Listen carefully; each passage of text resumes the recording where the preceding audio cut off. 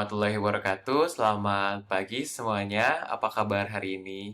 Pak Zainal doakan semoga kita selalu sehat dan diberikan kekuatan untuk selalu bisa menjalankan aktivitas, dijauhkan dari segala macam penyakit, dan kita harus tetap bersyukur kepada Allah Subhanahu wa Ta'ala.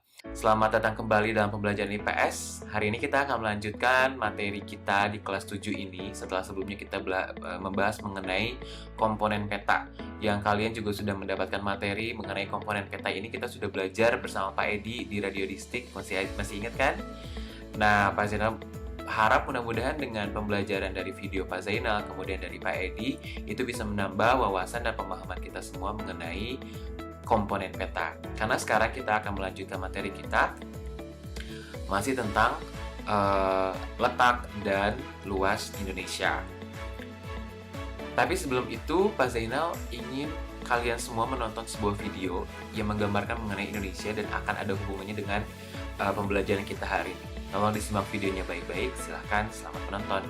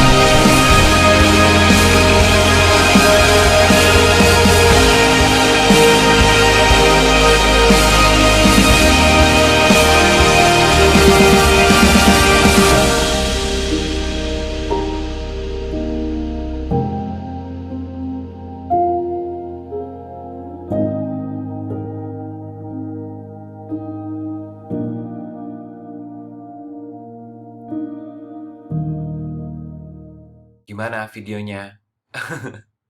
Kalau Pak Zainal setelah melihat video tersebut itu langsung I got myself a goosebump gitu. Atau merinding istilahnya. Kenapa? Karena Indonesia digambarkan sangat indah Jadi kalau misalkan lihat video itu, dua kata menurut Pak Zainal yang bisa menggambarkan Indonesia. Pertama, Indonesia itu kaya dengan sumber daya alamnya. Kemudian yang kedua, selain dia kaya, dia juga indah. Ya nggak? Setuju nggak? Nah, apa hubungannya dengan materi kita hari ini? Kita akan bahas nanti. Oke. Kita akan pelajari mengenai letak dan luas Indonesia. Bicara mengenai letak, jadi letak itu tidak hanya sekedar menunjukkan posisinya satu wilayah terhadap wilayah yang lain, tapi juga letak menunjukkan satu karakteristik dari satu wilayah. Sebelumnya mari kita lihat World Climate Zone Map atau peta pembagian iklim dunia. Jadi berdasarkan letak astronomis atau berdasarkan garis lintang yang membelah dunia ini secara vertikal dari atas ke bawah, ini namanya adalah garis lintang. Sementara garis hayal yang membentang secara horizontal dari timur ke barat atau sebaliknya itu dinamakan sebagai garis bujur. Jadi ini garis lintang dan ini adalah garis bujur. Berdasarkan garis lintang dan garis bujur tersebut, maka dunia ini dibagi ke dalam 4 iklim. Kita lihat sama-sama, ini adalah iklim wilayah yang memiliki warna hijau pekat ini adalah wilayah kutub, iklim kutub. Yang kedua, wilayah yang memiliki warna hijau terang ini adalah wilayah sedang. Ini wilayah sedang. Kemudian wilayah yang memiliki warna kuning ini adalah wilayah subtropis, dan wilayah yang berwarna merah ini adalah wilayah tropis. Kita lihat posisi Indonesia.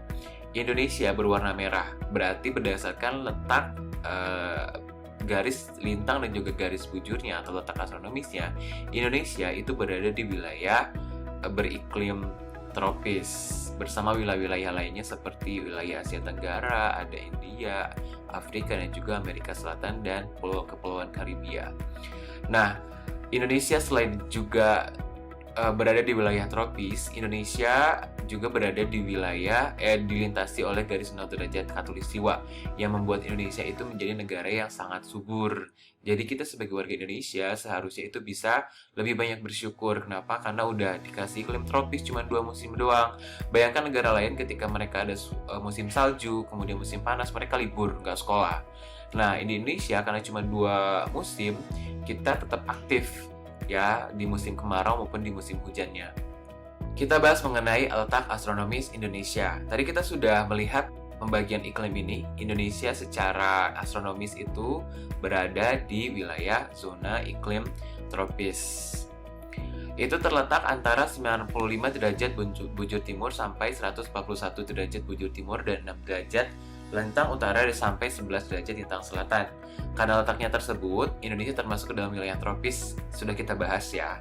Yang sebetulnya wilayah tropis itu dibatasi oleh lintang 0 derajat sampai 23,5 derajat dari lintang utaranya maupun di lintang selatannya. Yang kedua, letak geografis. Kita lihat peta lagi. Ada peta lagi nih di IPS. Jangan bosan-bosan lihat peta ya. Karena kita sudah belajar mengenai peta. Nah, kita lihat posisi Indonesia dengan negara-negara yang lain. Letak geografis ini adalah letak posisi Indonesia di antara negara-negara yang lainnya. Sebelah utara itu berbatasan dengan Malaysia, Singapura, kemudian ada Filipina sebelah sini, dan juga Laut Cina Selatan. Di sebelah selatan itu ada Timur Leste, ini Timur Leste, dan juga Australia. Kemudian dibatasi dengan Samudra Hindia yang membentang sangat luas. Kemudian di sebelah barat itu tidak ada daratan lain kecuali lautan, yaitu Samudra Hindia. Jadi ini dibatasi oleh Samudra Hindia. Ke atas sedikit itu nanti kita ketemu sama Maldives dan juga ada India. Sebelah timur perbatasan dengan Papua Nugini, kepotong sebelah sini, dan juga Samudra Pasifik.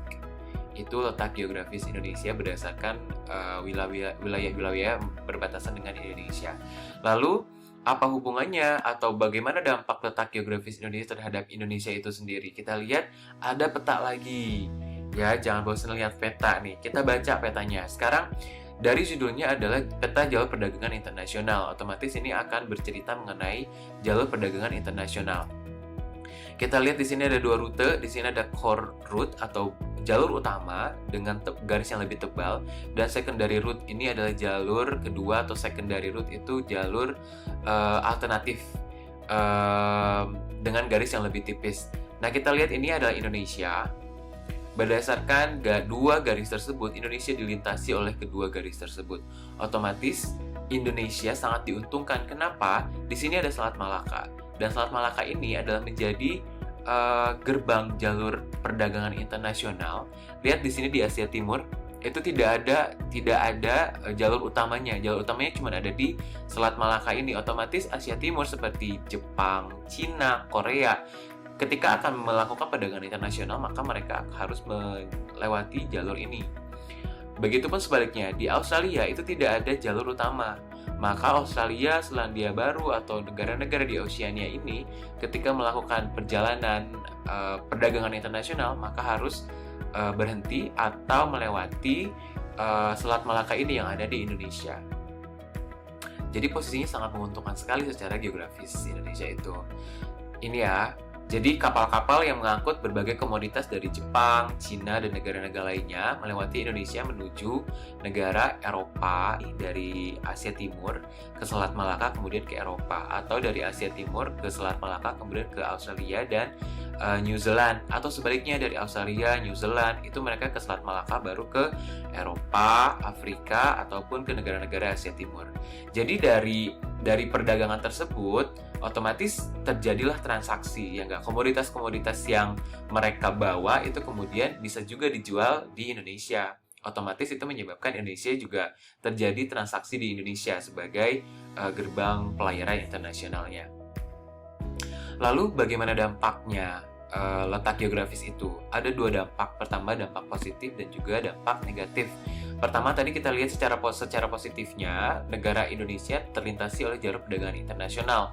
Otomatis mereka membawa berbagai macam komoditas dari Jepang, Cina, yang akan berlayar ke Eropa, Australia, maupun Selandia Baru, pun sebaliknya. Yang kedua, karena menjadi jalur lalu lintas pelayaran dari negara-negara tersebut, otomatis mereka akan berhenti di Indonesia atau berlayar ke Indonesia, kemudian mereka ada yang menetap dan kemudian terjadilah pertukaran budaya di sana yang di dalamnya ada pertukaran atau penyebaran agama.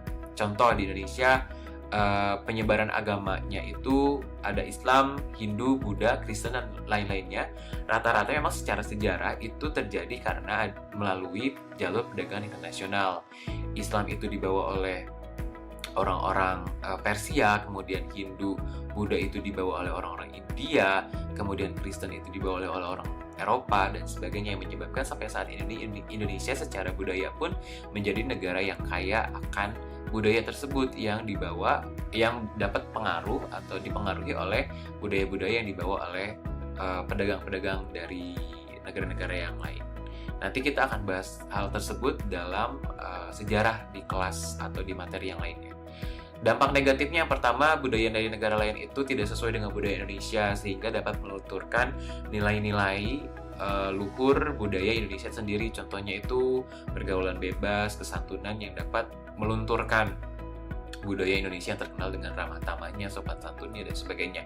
Yang kedua, karena adanya jalur perdagangan tersebut menjadikan Indonesia rentan terhadap masuknya barang-barang terlarang yang diselundupkan. Contohnya ada senjata api dan juga narkoba. Yang ketiga, ada kondisi geologis Indonesia. Kondisi geologis ini kita bisa lihat dari pertemuan 3 lempeng yang berada di Indonesia, yaitu lempeng Eurasia, lempeng Pasifik, dan juga lempeng Hindia. Posisi tersebut membuat Indonesia memiliki banyak gunung api, yang secara ilustrasinya Pak Zina gambarkan seperti ini. Gunung api ini terbentang, berjejer dari mulai Sumatera, penghujung Sumatera, Aceh, kemudian Jawa, kemudian Bali, Nusa Tenggara, naik lagi ke Sulawesi, Kepulauan Maluku, sampai ke Papua. Jadi banyak sekali memang gunung berapi di Indonesia yang disebabkan oleh pertemuan 3 lempeng tersebut. Apakah gunungnya aktif? Aktif sekali. Kemudian keuntungan dari letak geografis seperti ini adalah bagi beragamnya potensi sumber energi dan juga mineral, yang menyebabkan Indonesia menjadi negara yang kaya dengan sumber energi dan juga mineral.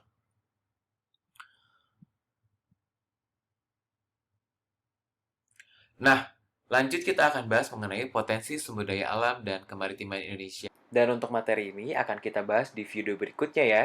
Jadi, tetap semangat untuk belajar dan baca bukunya lagi supaya kalian semakin memahami mengenai materi yang sudah kita pelajari bersama-sama di pelajaran IPS di kelas 7 ini. Terima kasih. Assalamualaikum warahmatullahi wabarakatuh.